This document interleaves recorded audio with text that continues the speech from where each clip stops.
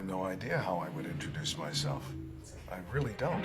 Savage Weekend, the shocker of the year. I was in New York. I was doing, I think I was doing One Life to Live. And my agent was a fellow named John Kimball, who went on to become one of the owners of William Morris. And John asked me if I would do this film as a favor. Another agent at his office was a fellow named John Kirby. And John Kirby was trying to put this film together. And purely as a favor to my agent, I said, sure, I'll help you make the film. And I took absolutely nothing for it. I took no money at all. I think they gave me gasoline money. I had a sports car, and I would drive up from New York. We went to Vermont or wherever it was. And I would go back and forth. That's how it came about. I remember Bill in the piece. That's all I remember, and I remember the accent and the attitude, but not much more than that. I remember Caitlin O'Heaney being a really lovely, terrific person. I don't really have a lot of memories of Savage Weekend. There are a couple of them. No, I do not remember that. I do remember driving up. And again, this is, I've got gasoline money. I'm driving up to do this. And I come onto the set, and they're filming. And what I see is me. Except, it's not me. There's somebody wearing this mask, and he's doing the murders. And I was absolutely infuriated, because theoretically I would do the murders a certain way. Somebody else would do, And it turned out that it was John Kirby in the mask doing the murders. I think the bottom line is that here are a couple guys trying to put a film together.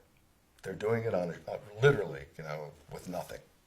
And I had the wrong attitude about it. They needed to get the film done. Fine, just do it. And for years afterwards, I was burnt about this thing. I was to get paid somewhere down the line. Literally years went by. Years.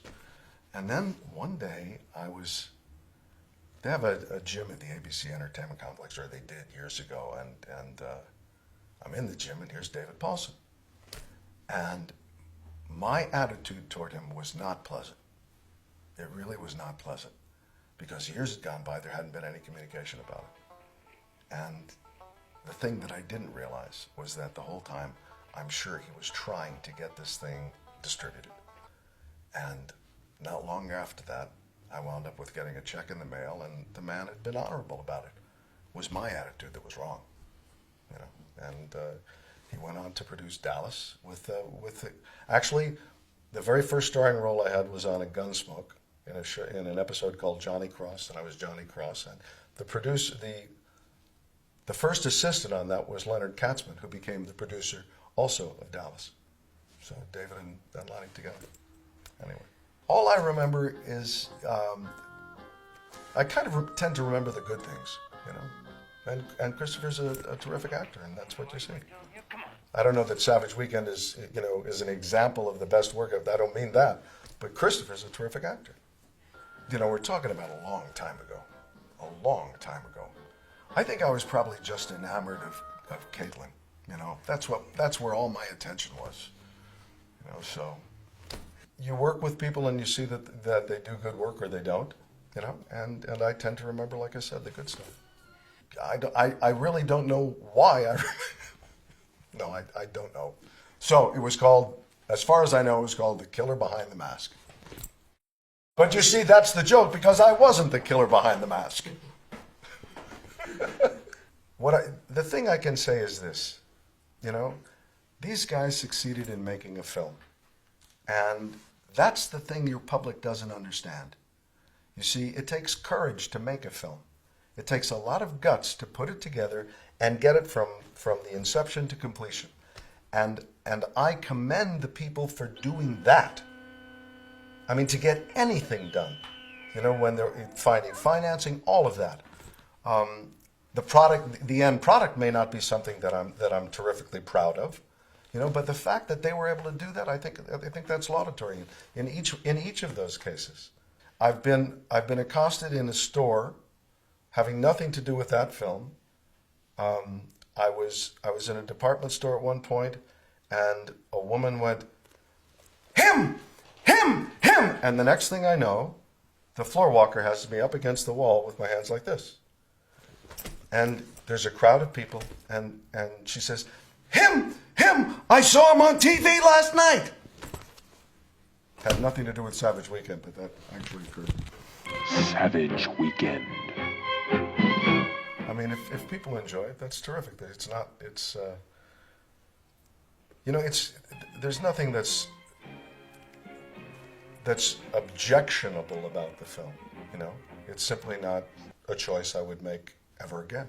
That's all. No, then they were jealous. They stank with jealousy. It's an interesting question, but it's hard. I mean, now that you mention it, I remember there was a large speech that had to be part of the audition. I don't remember anything that was done for that. This is not too long after I was at the Actors Studio, so there might have been something, but I'm not sure. They hated the power we had. But they sucked up to us. Every one of them. Well, I mean, it's that's why there are horse races.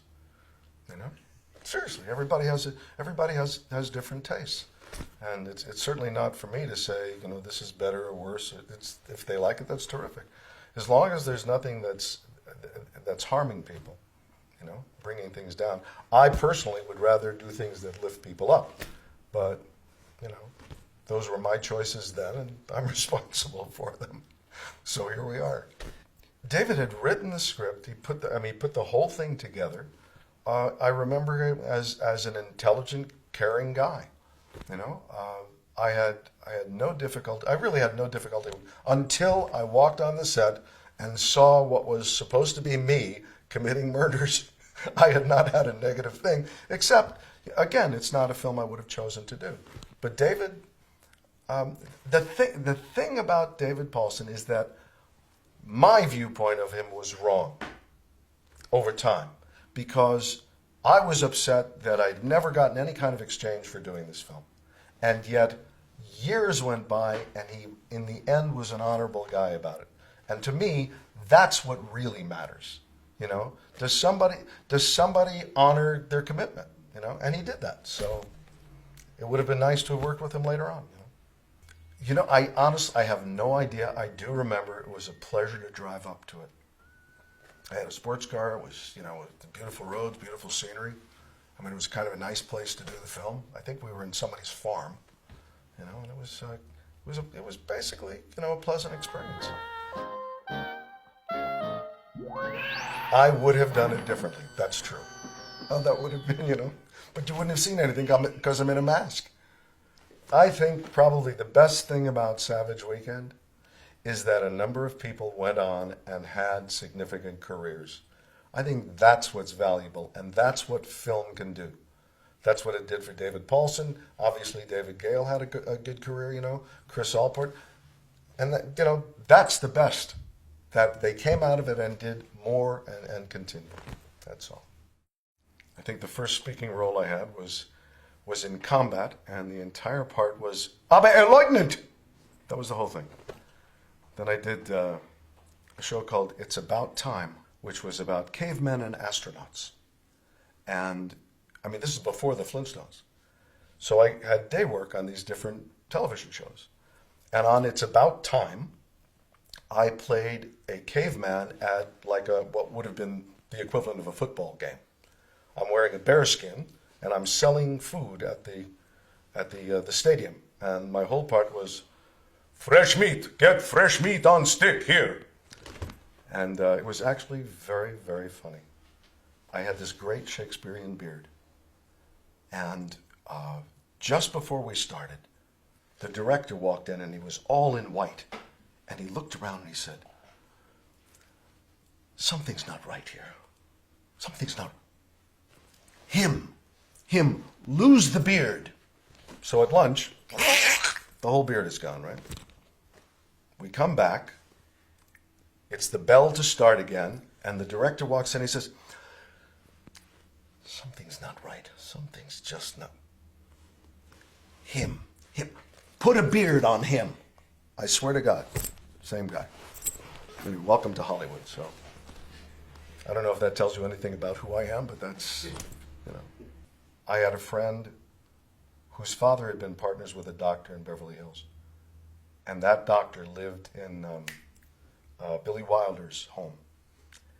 And thanks to this association, I wound up staying in the pool house in what had been Billy Wilder's home. This is a long-winded answer to how I did Soul Hustler. Byron Roberts was married to the sister of the wife of that man, and they had been just wonderful to me. And Byron came to me and asked me to do this, and that's how that happened. I just did whatever it was.